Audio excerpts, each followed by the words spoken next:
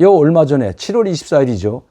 판문점을 넘어 북한으로 월북한 트래비스 킹 이등병에 대해서 여러분들께 좀 잠시 말씀드려야 될 것 같습니다. 왜냐하면 북한에 제가 지금 유엔군 사령부가 이 문제를 가지고 북한과 협상을 벌이고 또 북한의 비상 연락망이죠. 전화를 통해서 유엔군 사령부와 북한 판문점과 연관된 그 전화를 통해서 계속해서 북한의 월북한 트래비스 킹의 신변에 대해서 문의하고 있지만 북한에서는 계속해서 응답을 해오지 않고 있습니다. 왜냐하면 그것은 뭐 납치한 것도 아니고 뭐 끌어간 것도 아니고 뭐 해외에서 넘어오게 한 것도 아니고 자진 월북했기 때문에 유엔군 사령부도 상당히 고통스러워합니다. 즉 미군도 유엔군 사령부를 통해서 알아보고는 있지만 왜 미군이 직접 할 수가 없기 때문에 물론 유엔군 사령부는 미 8군이 유엔군 사령부 역할을 대신하고 있는 것도 맞습니다. 그러니까 미군이 직접 한다고 해도 과언은 아니지만 어쨌든 유엔군 간판을 끼고 지금 북한과 협상을 하고 있고 전화를 통해 가지고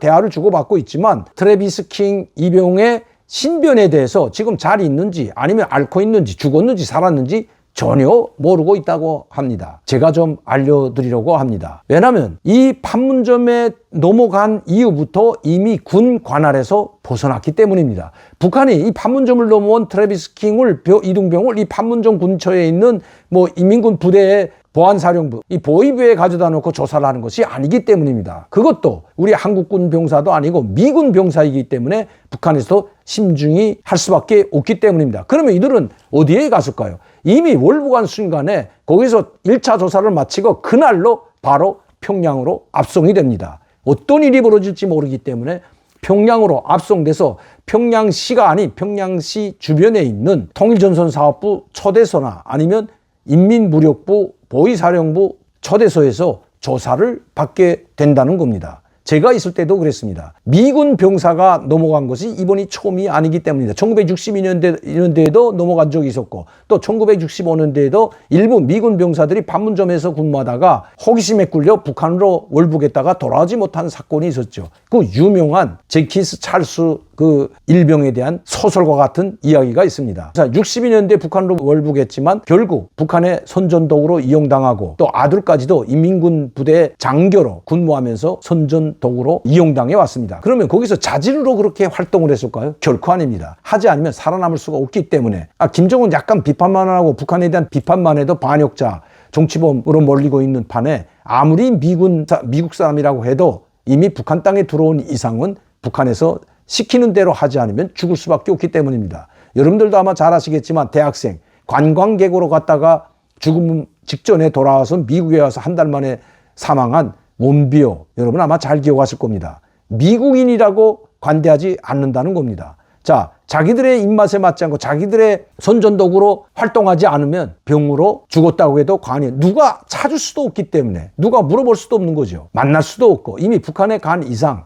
그것도 자진 월북에서 들어간 이상 이미 미국도 손쓸 수가 없는 겁니다. 그렇기 때문에 북한에 들어간 순간부터 그 사람의 운명은 북한 당국에 의해서 좌지우지 된다고 해도 과언이 아니라는 것입니다. 그 사람의 목숨은 자기 것이 아니라는 것입니다. 자기가 갈 수 있다고 해서 가고 자기의 자유, 의사를 밝힐 수 있는 것도 아니라는 것입니다. 자유, 의사를 밝혀서 나는 여기에 모르고 넘어왔다. 나는 이제 돌아가겠다 하는 순간 병으로 사망할 수도 있기 때문입니다. 병으로 사망했다고 해서 발표하면 그만이기 때문이죠. 그러나 북한은 최근에 미국과의 이 꼴끄러운 즉 미국과 강경 대응을 하고 있는 상황에서 어떻게든 이제 북한이 모든 핵실험이나 모든 대륙간 탄도미사일이 성공한 이후 정찰 위성까지 궤도에 올려놓고 완벽한 준비가 끝난 다음에는 미국과의 회담으로 돌아서려고 하는 것도 사실입니다.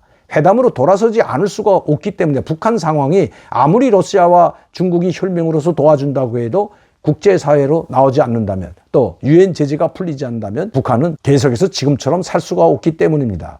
완벽한 핵무기 보유국, 완벽한 정찰위성의 성공, 완벽한 대륙간 탄도미사일 성공이 되면 성공한 후에는 반드시 국제사회로 유턴해 나오려고 할 것입니다. 그것이 바로 2018년도 그런 신뢰가 있었죠. 트럼프 대통령과 김정은 위원장이 정말 전쟁 직전까지 갈 수도 있는 막말을 해왔지만 다시는 돌아설 수 없는 강을 넘어선 것 같았던 두 사람이 서로 친구가 되는 것 우리는 봤습니다. 그렇기 때문에 북한은 이 트래비스 킹 이병을 미국이 요구한다고 해서 신변에 대해서 알려주지도 않고 돌려보내주지도 않을 것은 당분간 않을 것이기 때문입니다. 그리고 대우는 잘해주면서 북한의 여러 곳을 관광도 시키면서 그의 마음을 안착시키고 북한이 미국이나 한국이 말하는 것처럼 그런 악한 세상이 아니라는 것을 보여주고, 왜 그렇게 보여주게 되면 그 트래비스 킹은 북한 당국이 데리고 다니는 곳마다 가기 때문에 화려한 것밖에 볼 수밖에 없습니다. 철갑상어를 먹는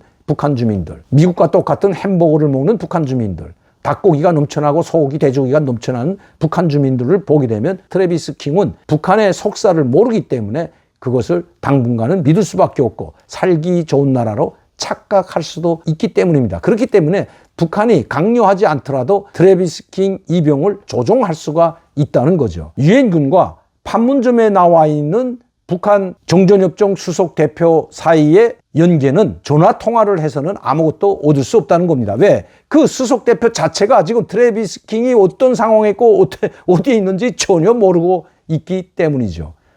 그냥 말을 한다면 잘 있다, 신변에 아무런 문제가 없다, 그는 자유의사에 따라 공화국으로 넘어왔다, 이건 정치적 망명이다, 이런 말밖에 해줄 수 없는 것이 지금 판문점에 나와 있는 북한 측 수석 대표의 말이라는 것입니다. 그도 아무것도 모르고 있기 때문이죠. 그의 소관이 아니고 이미 인민군 소관도 아니라는 데 문제가 있습니다. 그는 지금 어디에서 어떻게 지내고 있을까요?